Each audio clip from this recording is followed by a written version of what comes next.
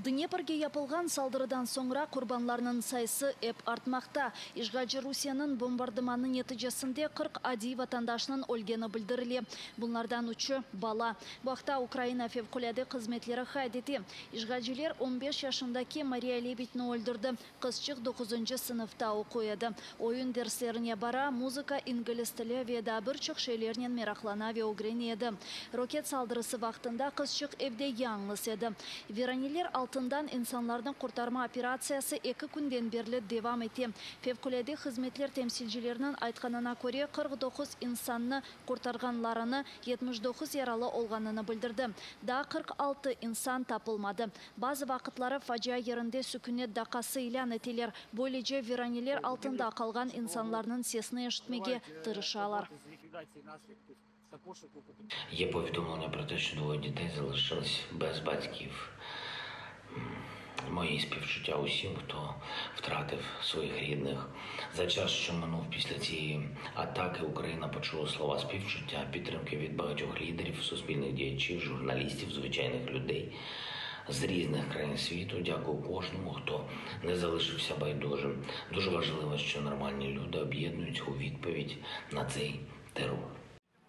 Днепропетровск вилайеті Арби мемориятында білдіргенлеріне көре, жұма әртесі күні Днепроға япылған бомбардыман нәтижесінде 72 дайре тамамен виран етілді. 230 дайре есе жидді зарар көрді.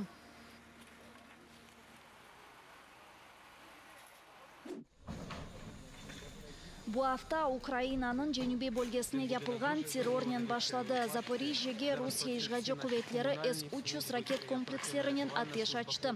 Bu hafta vilayetinin Arbi memuriyet yolbaşçısı Oleksandr Starov bildirdi. Patlama dalgası 5 katlı evge zarar getirdi. Evinin camları, pencereleri ve kapıları yerinden çıktı. Kalıntılar 5 kişini yaraladı. Yaralanganlar arasında 2 bala var. Roketinin özü ise Yengil sanayi müessesine düştü. Neticede yangın мейданға келді. Ми надаємо їм допомогу.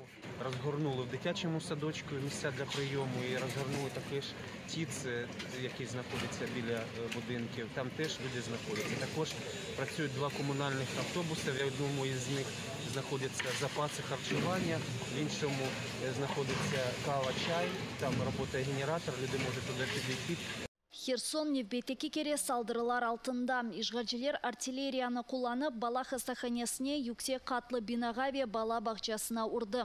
Херсон вилайеті Арби мемориетінің yolbaşçısı Ярослав Янушевичның айтқанына көре бір кіші өлді. Алған яралар себебінден қадын фажа ерінде жан берді.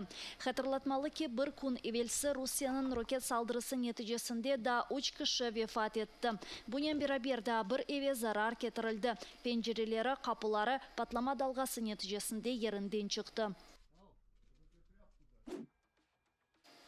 İşgalciler Solidar şehrini tamamıyla alıp olamay. Ukrayna askerleri düşmanını bölgede yok etmeye devam etti. Ukrayna baş ştabında bildirgenlerine göre şehrini almak için işgalciler çok fazla hem asker hem tecizat gayıpları yaşay. Bakhmut ve Avdiivka istikametleri şimdi en sıcaktır. Çatışmalar gece kunduz devam etti. Düşman toktamayıp şehrini bombalay. Ukrayna köyleri, kasabaları ve şehirlerinin şturmu için birçok tecizat, adi ve mahsus paralı asker yollay. Esas darbeni Solidar, Avdiivka ve Bakhmut etrafları ve Marinka tutalar. İşgal etilgen Donetsk yanındaki şehir ise tamamen viran etildi. Ukrayna avacıları ve roketçileri ise düşmanın cenk ilhamını yok eteler. Українська авіація протягом минулої доби завдала 9 ударів по районах зосередження ворога та 2 удари по його засобах протиповітряної оборони. Підрозділи ракетних військ і артилерії Сил оборони України в той же час уразили 1 пункт управління, 6 районів зосередження живої сили та військової техніки, 1 склад боєприпасів та 1 засіб радіоелектронної боротьби ворога. Рус күбетчілері Қарасу базар районында қырымлыларының евлері янында кезіне, районның аман-аман эпысы көйлеріні кезіп ерлі сакинлерінің ходжалығынен бейне қадар арабалары олғанынен нерде çalışқанларынен мерақланалар. Айлелері балабанмы, йоқмы, силахлары бармы, йоқмы, қомшылар ақында сұраштыралар. Бұл ақта Қырым-Татар ресурс мерkezінің елбасшысы Ескендер Бариев білдірді. Айтқанына көре ишғаджилер БКБ кезінмелеріні зиярет операциясы деп адландырды. Эсасен ишғаджилер Қырым татарларының евлеріне келелер. Базы ерлерде ватандашларының араба қапыларыны қырып біле басып кірелер. Бариев БКБ сөзде зирейтлерде иштирак еткен ишғаджилердің фоторесіміні біле көстерді. Миллеті ве дины үшін тақып етелер ве итибарсызлаштыралар. Қырым-татар саяси мабюсы Сервер Мустафаев Ростов-на-Дону, Новочеркасы ве Ахмеджетнің аписханелерінде çalışқан рус ишғаджилерінің уч татқиқатчысының махкемелеші. Аписхане хадимлері Сервер Мустафаевны жаза изоляторына ерлештірмек үшін түрлі маначықлар тапалар. Андаки шарайтлер ади камеранын қиясланғанда да ағырдыр. Новочеркасы ерлі аписхане отырышында имае тарафының шаты Сервер Мустафаев описханчилерінің ақ бозғанларына дайыр сөздеріні таздықлады. Когда Сервер спрашивает, почему относится именно к нему, да, так, почему именно выделяет из всей колонии именно его, ему говорят: не забывай, какая у тебя статья и какие применяются к ней директивы. То есть явно показывают, что он крымский татарин, политзаключенный, и к нему просто прямым текстом, да, показывают и, наверное, грубо будет сказать, эту неприязнь, но свое отношение. Рус аписханесінде Сервер Мустафаевның көзлері зайыф көрмеге башлады. Эпысы талапларға бақмадан аписхане хадимлері мабуске тібби ярдым бермеге редетелер.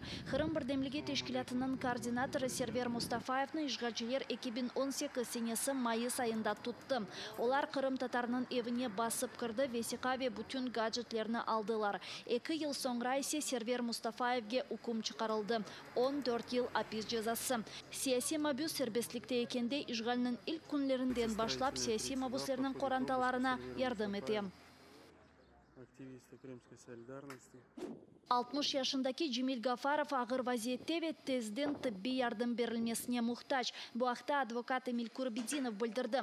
Айтқанына көре саяси мабюсның вазiyeti çıkarılgan hükümden sonra daha da rahatsızlanğanı için ağırlaştı. Gafarov özü turup ve kamerada kezip olamay. Advokatlar şamata көтеріп, işğacı kuvvetçilerге karşı şikayetler yazam.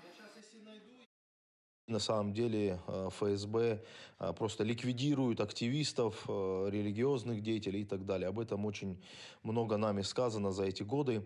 Вот, по поводу самого Джемиля Гафарова, надо сказать, что он является инвалидом. Этот человек до ареста перенес инфаркт, будучи в следственном изоляторе, где абсолютно невыносимые условия содержания. Его здоровье только ухудшалось. Все, что делается против него, просто его убивает. И для него 13 лет – это просто смертельный приговор. Cemil Gafarov daimi böbrek yetmezsizliginden hasta. Bunun beraber ikinci gruppa sakatıdır. Keçken hafta işğalciler ona 13 yıl hapis cezası hükümünü çıkardı. Yaşlı adamını işğalciler Servet Gaziyev, Erfan Osmanov, Siran Murtaza ve Alim Kerimov'nen beraber sözde terrorizmde ve Rusya iktidarını zapt etmeye tırışkanlarında kabahatladı.